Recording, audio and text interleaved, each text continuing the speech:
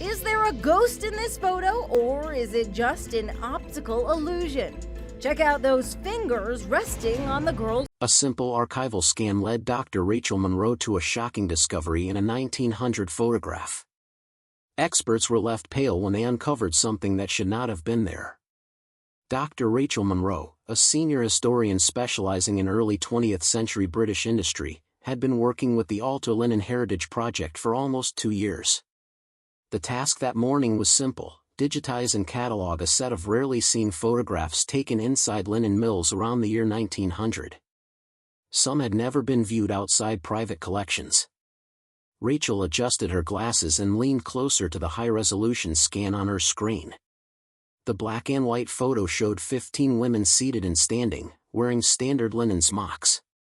Their faces bore the fatigue of long shifts and stiff conditions, but also that curious pride found in old portraits, part stoicism, part defiance. These women wouldn't have had an easy job, and they must have been curious as to why anyone would want to take a photo of them. But for historians like Rachel, it was always fantastic to stumble upon a bit of everyday history like this. People assumed historical discoveries had to be profound, but something was intriguing about the ordinary. Little did Dr. Monroe know that there was absolutely nothing ordinary about the photo she was holding. Her eyes scanned over the faces of the women.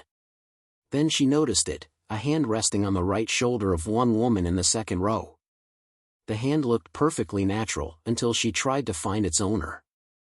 All of the women had their arms clearly folded across their laps or crossed at their waists. The hand didn't belong to any of them. And yet, it was there. Rachel froze. Her breath caught. She zoomed in slowly. The fingers were pale, slightly curled, pressing into the woman's shoulder with just enough weight to leave an indentation in the fabric. The wrist? Missing. The angle? Wrong. The position? Impossible. It was almost like an apparition, not attached to anything but just there. A shiver went down Rachel's spine, and she pulled her cardigan tighter, trying to convince herself that it was a drop in temperature causing the shiver, not the mysterious photo. But no matter what, she couldn't find a logical explanation for the hand. Physically, it could belong to any of the women in the photo, but logically, she knew that didn't make sense. And she certainly didn't believe in ghosts. "This is disturbing," she whispered to herself. She flagged the file and sent it to the department's photo analyst, Ian Blake, with a single line: "Take a look at this. No rush, unless it's real." Rachel tried to push the photo out of her mind, but over the next few days she found herself constantly refreshing her emails, hoping to have a reply from Ian, but there was nothing. She studied the photo until all the women's faces blurred into one. Was it possible this wasn't the original?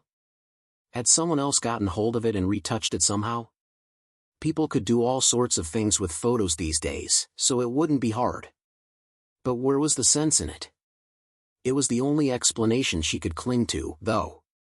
2 days after she'd sent her email, Ian finally replied. "Catch up tomorrow," was all he wrote. No mention of the photo. She was frustrated but also relieved. At least he was willing to talk. The next morning, she got to work early, nerves twisting in her stomach. When she heard the wheels of Ian's chair rolling toward her desk, she didn't even have to look up. "Let me tell you something, R.A. It's not retouched," he said, parking beside her. "There's no sign of manipulation. Emulsion, contrast, grain, everything matches. This was developed straight from a glass plate. It's as authentic as it gets." Rachel stared at the image again, suddenly more unsettled. Her theory had just been blown straight out of the water. She had nothing else to rest on now. Suddenly, she felt a shiver run down her spine again. She looked down and noticed the hairs on her arms were standing on end. Rachel didn't get spooked. She didn't believe in anything paranormal. Yet there was something about the photo that freaked her out.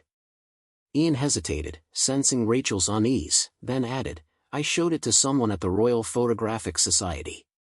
He's seen thousands of plates. He said something odd." "What?" Rachel tentatively asked, unsure whether she actually wanted to hear any more. He counted 16 women. Rachel blinked. There are 15. Trust me, I've spent 2 days staring at the photo. I know how many women there are. That's what I said. But when he did a negative scan, some outlines, some faint, almost imperceptible shapes, suggested a 16th figure behind the woman with the hand on her shoulder. They were both quiet. This changed everything they'd ever thought was possible. By the end of the week, the image had become the subject of a small internal study. 5 experts were brought in, 2 historians, 2 photographic analysts, and 1 digital reconstruction specialist. No one mentioned ghosts. Not yet. They were all used to finding logical explanations that seemed impossible.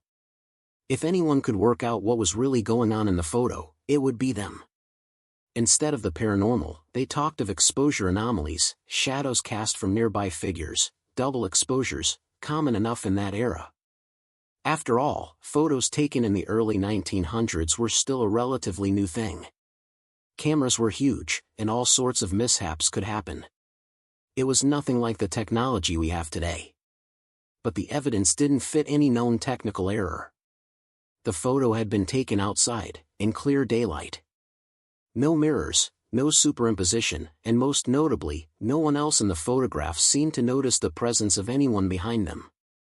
One of the experts, Dr. Elsie Porter, gave a presentation titled Simply Discrepancies of Presence.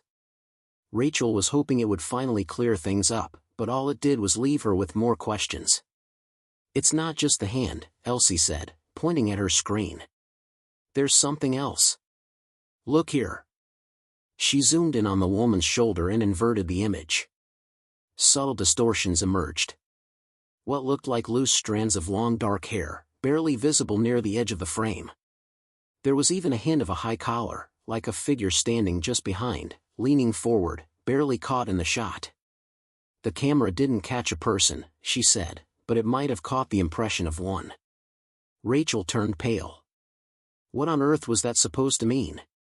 Was Elsie suggesting that the camera had somehow managed to detect a ghost? By now, rumors had begun to swirl around the archival team. Word had leaked about a ghost photo, and while some dismissed it as internet fluff, others were genuinely unnerved. Rachel, desperate to ground things in reality, began tracking down records from the mill, employment logs, incident reports, anything just to give them a point in the right direction. It took quite a bit of digging, but eventually she found something. An old journal written by a former mill supervisor named Thomas Gallagher, dated March 1900, just a month before the photo was taken. One entry stood out. We lost another girl this week. No one saw her fall. No one knows where she went. Just gone, her machine left running, a spool of linen unraveled to the end. We'll not speak of it again. There was no record of a death, no body, no funeral. Mill deaths in the early 1900s weren't uncommon. They were dangerous work environments, and health and safety regulations were practically non-existent. It wasn't shocking to learn that a girl had probably died, but it was the wording of the entry that made Rachel uneasy. It was like the girl had just vanished. And it seemed like it wasn't the first time it had happened. She kept reading. Over the next few pages, the supervisor alluded to other vanishings, quiet ones, girls who came to work and never clocked out, always dismissed as runaways or transfers. No names listed, no official notes, but the whispers were there.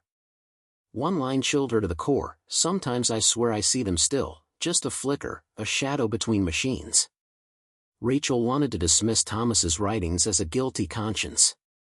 After all, he was the supervisor, and he'd failed to keep the women and girls at the mill safe. It was hardly surprising that he was imagining seeing them. But alongside the photo and the things other experts had said, it all seemed like too much of a coincidence. A month later, the story had made its way online and had quickly gone viral. Everyone was intrigued by the ghostly hand.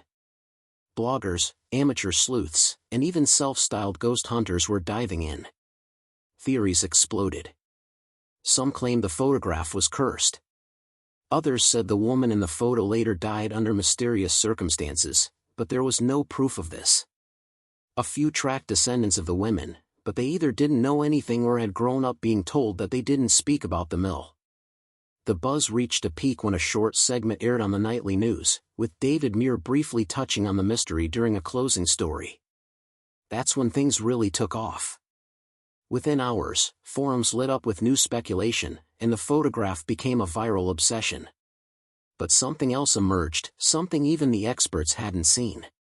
A Reddit user, using facial recognition software to catalog expressions in old photographs, uploaded a startling observation: the woman with the hand on her shoulder? She's not looking at the camera. Sure enough, she wasn't. It was only a very slight look away, but now that someone had pointed it out, it was easy to spot. While every other subject in the image looked forward with the rigid focus typical of the era, this woman's eyes drifted slightly to her right, as though she could sense something was close by. Her expression wasn't blank. What had she been feeling in that moment? Fear? Confusion? Had she been able to detect a coldness? Rachel wished she could ask. But just when it was looking like she was going to have to accept that she was never going to fully understand what was happening in the photo, something even weirder happened. With the photo having gone viral, it was all anyone could talk about. The internet loved a good mystery, and it was quickly becoming the accepted theory that there was something paranormal in the photo.